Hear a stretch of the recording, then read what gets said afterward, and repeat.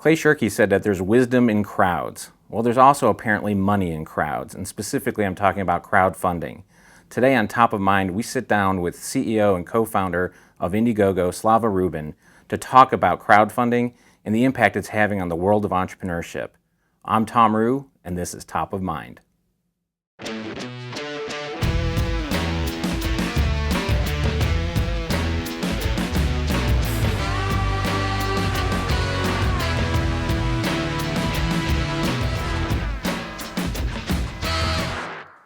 Slava, thanks so much for joining us on Top of Mind today. It's a real pleasure to have you here. It's a real treat, frankly, at the foundation. I know you're going to be addressing a group of 350 people here shortly, but we were hoping to take a moment and talk a little bit about yourself, your background, and Indiegogo, of course. So perhaps you could start us on, the genesis of Indiegogo and how that all got started. Sure. Thanks, Tom, for having me here. It's great to be in KC, and obviously there's a great barbecue, but you're doing amazing things here with the Kauffman Foundation. Indiegogo all started back in 2006. There was two co-founders and I, so Eric, Danae, and myself. We all had a mutual frustration of trying to raise money using the internet. So Eric was on the board of a theater company. Danae was working with different filmmakers and entrepreneurs, and I had started my own charity because my dad died of cancer 10 years prior. And the three of us, we were just like sharing our experience of how frustrating it was. We already saw that eBay was democratizing auctions and YouTube was starting to democratize TV and videos and media, yet access to capital was all about the gatekeeper. So we figured, why is it that there's not a platform out there which just allows anybody to raise money for any idea? And we were naive enough to actually start it. So we launched in January 2008, and now it's really exciting. We distribute millions of dollars every week. So you started in 2008. Yep. Real dynamic, I'll use that euphemism, dynamic time for the economy. Obviously, you couldn't plan for kind of a global economic meltdown. So many entrepreneurs, if part of their success story, have hardship that helps shape the business. What, and I'm not going to even say if any, but what impact did the '08 meltdown, how did that affect Indiegogo? Yeah, it was horrible. We had this brilliant idea, which was to bootstrap the launch of Indiegogo so we can keep more of the value to ourselves while we try to prove it out. So we launched in Q1, and the idea was to start in Q1, have case studies in Q2, and then get out into PR in Q3 and look to raise money. As soon as the market crashes in Q3, we really were trying to run out of our own bootstrap money. And it really was tough. We went right into 2009 without any money I'd raised, and we've been running out of our own bootstrap money. We got really good at drinking water and eating rice, just plain old white rice because we couldn't afford brown rice. And, we had to last with that until, till 2010, where we were finally able to get a small convertible note. But really, we just had to go into our own souls and decide, are we really still passionate about this? It's so hard to make ends meet, and do we really care? And the three of us really still cared, and we really thought that the wind was behind us. People ask, why did we not fold our tents? And I say because it felt like we were moving in the right direction. The wind was not in our face, where we were just kind of fighting it. It felt like it was all moving in the right direction, so we just kept on trying to iterate and kept on trying to get customers to use the product and tell us their feedback, and we kept on trying to improve things. And before you know it, more traction happened, and we started to grow faster. I'm old enough to be a survivor of the dot-bomb era, and I saw lots of silly things, silly expenditures of resources, silly uses of funds, so to speak. Going through your experience, what was it like as the three co-founders? You have very limited resources, you're eating the rice, so when you had to make a decision on how to allocate resources, was it in some ways easier because there wasn't a lot to go around? Was it more contentious? How did that give you focus in those early days, those critical early days of Indiegogo? Yeah, spending every dollar really mattered, and we would talk about, what is the expected return from why we were spending that small amount of money, even if it was $2,000. And with constraints comes creativity. So just because getting into a conference that we want to network at would cost $4,000 doesn't mean that we're not going to attend the conference. We need to figure out a way to cover it as a blog coverage or figure out how to become a speaker. So we needed to get invited there for free somehow. So it really caused us to have to get creative with how we were getting to the same solution we still wanted to without spending money, which I think was helpful because it just shows you didn't have to buy your way to problem solving, and really helped build a foundation of how we were able to make decisions moving forward. I would actually say it's quite the opposite. We might have been starting to be slow with spending money once we actually started getting the money because we were so used to spending less money. Well, here's a curveball question, fair warning. If you had to say the one best allocation of resource, to apply dollars, venture or otherwise, right, what would you do? What would you apply that on in your business? I mean, for me, that's a similar question to what's your biggest problem or what do you think most about before you go to bed. I think Indiegogo, we're 5.5 years in. I think we've done a pretty good job of product market fit. We've created a product that people are using in a scalable way. The market is there. I think it's a massive, massive opportunity across the world, access to capital. So really it's about execution. And when it comes to execution, how can you best use money? I think it's about finding and retaining the best people. So it's all about making sure you have the team, which is solid, has the right culture, and that you're doing the things necessary to build on that. You mentioned, the markets that you're in now, and the markets are kind of changing, right? Crowdfunding, equity-based crowdfunding is coming in. We're waiting for the SEC to, come out with the final rules to help guide that. What's your 30,000-foot view of how that's going to change the nature of not only what you do at Indiegogo, but the overall access to capital market for early-stage companies? Sure, I think equity crowdfunding and the Jobs Act being signed in 2012 and where we're headed with this is really exciting. When we came up with the idea in 2006 for Indiegogo and we launched in 2008, we actually wanted to go right into equity crowdfunding right away. You did? We wanted to, but we figured out very quickly as naive entrepreneurs that hadn't started companies in this area before, finding out all the regulations and all the issues. So right away, that kind of thought got beat out of us pretty quickly. Which then you start unwrapping that a little bit, and you go all the way back to 1933 was when the Securities Act was really created. So you're now talking about rules that are about 80 going on 90 years old, and there hasn't been that much innovation. There's really 4 reasons why anybody funds anything in life, and that happens then on Indiegogo, which is, number 1 is they care about the person, the cause, or the idea. Sometimes that's called a donation.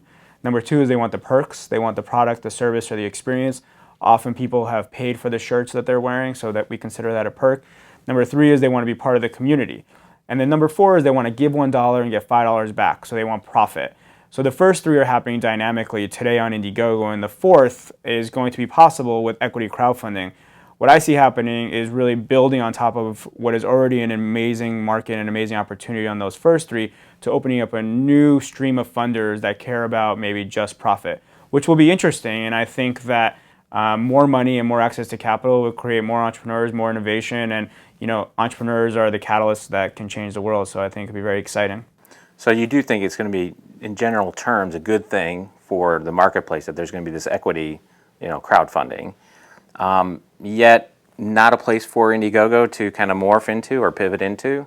Yeah, so we're definitely interested in equity crowdfunding. I mean, if you look at it from a meta perspective, we actually had a campaign on Indiegogo called the Crowdfunding Campaign to Change the Crowdfunding Law, which was a petition that was fully funded to then send to Congress to tell them that they should look into changing the rules, which then the person who launched that campaign, Paul Spinrad, was then invited to the White House for the Jobs Act, which is pretty cool. That is cool. So we're definitely interested. We've definitely been involved with the SEC and the folks in DC in terms of giving our feedback and trying to understand how it's going to play out. We're really focused on the core business right now, what we have going on, but we're definitely leaning forward. We need to first wait to see what the exact rulings are in terms of what we hear back, and then we'll be able to act from there.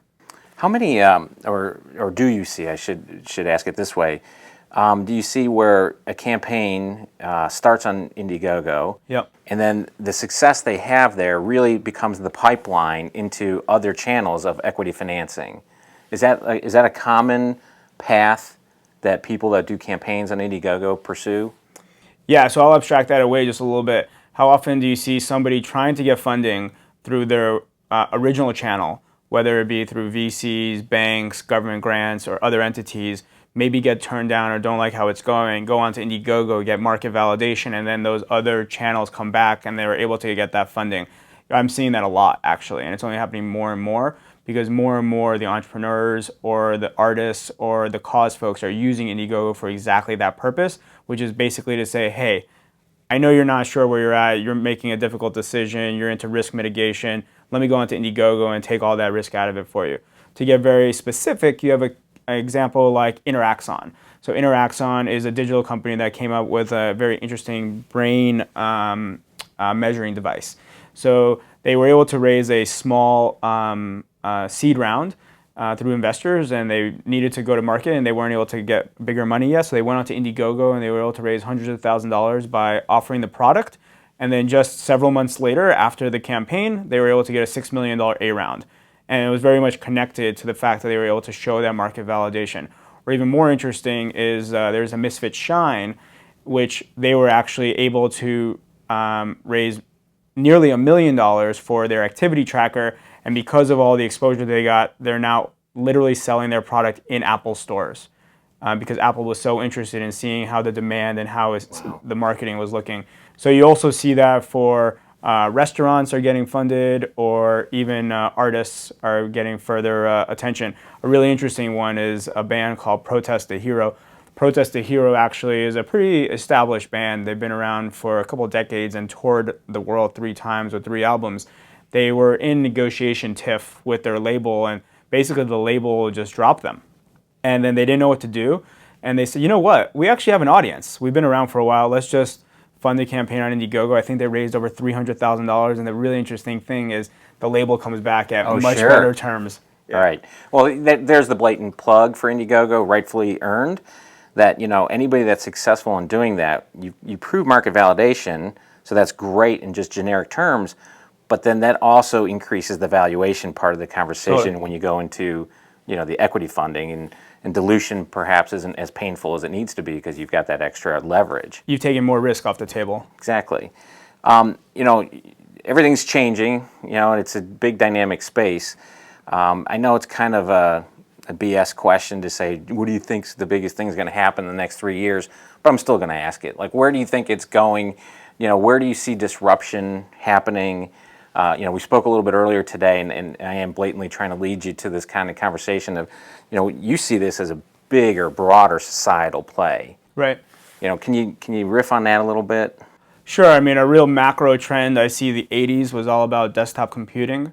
The 90s was all about online commerce. 2000s was all about social, and in my opinion, by the end of this decade, this will go down as the decade of funding.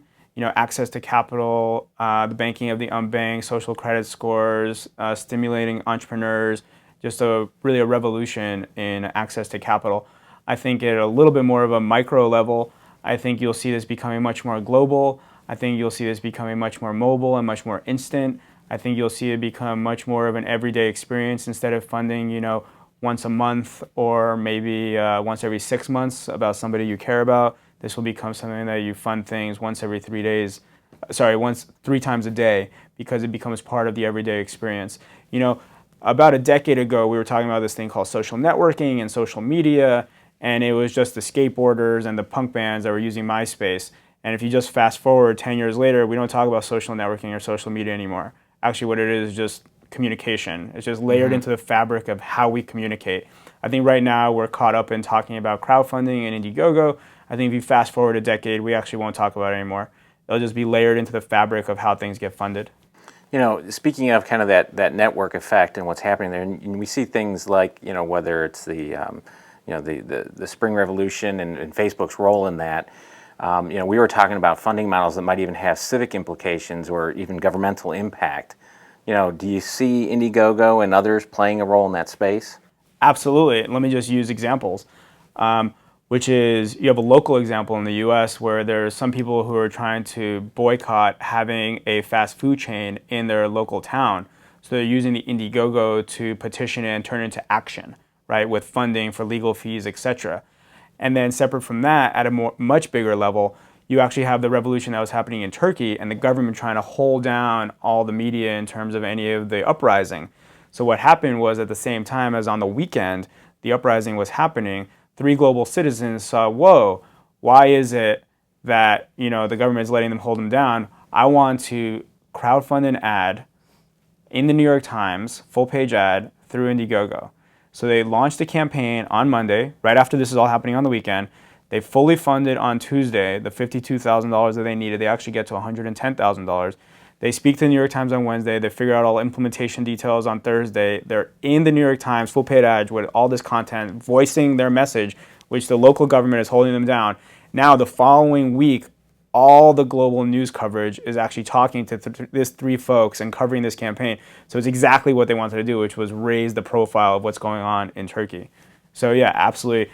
Very small civics, examples, and then really at a macro level. So I feel like that was almost like our Twitter moment. That's an incredible story. And it's really neat to see the history and understand how Indiegogo has evolved and become a big player in this space. And I know you are a global citizen with global interests, but you also have some personal interests. You mentioned at the beginning of the interview that you had a foundation you funded. Did you want to share with viewers, as we wrap up here, your motivation behind that, and if they can get involved in any way to support you on that? Sure. So I appreciate you asking. So the origin of me really getting involved with Indiegogo is I had that frustration of trying to raise money for this new charity that I started. The background on that is when I was 15, my dad died of cancer, multiple myeloma, and I'm from Belarus. So like any good Eastern European male, I proceeded for the next 10 years not to mention a word about this. So what I decided as a New Year's resolution, because I really like to stick to them 10 years later, was to try to do something about this. And I figured what better way to attack the problem than to start a charity to turn a negative into a positive to raise money for cancer research. And it's called Music Against Myeloma. It's now 7 years in, and definitely would appreciate anybody who wants to get involved, whether it be from the event perspective or promotion or any ideas. So, my Twitter is just @GoGoSlava, and I try to be pretty responsive. But the idea is that it was so hard to raise money through MySpace and PayPal at the time, and why not just make it easier, especially because I really wanted to do good. And fundamentally, probably most of the people in the world have something they're passionate about that they want to do good. It's just the technology is not allowing them to. So with Indiegogo, we just empower them to fund what matters to them. That's great. And that's a great way to wrap up. And I very enthusiastically am plugging, Indiegogo shamelessly, because I think it is a great tool that should be in the repertoire of any, entrepreneur that's trying to do something. And I want to just mention, because you offered this small bit of personal information being from Belarus, that also is Exhibit A to research that we do here at the Foundation about immigrant entrepreneurs and the impact that they're having in the economy. And I thank you for being one of them. Slava, All right. Thank you so much for joining us on Top of Mind. Thanks for having me.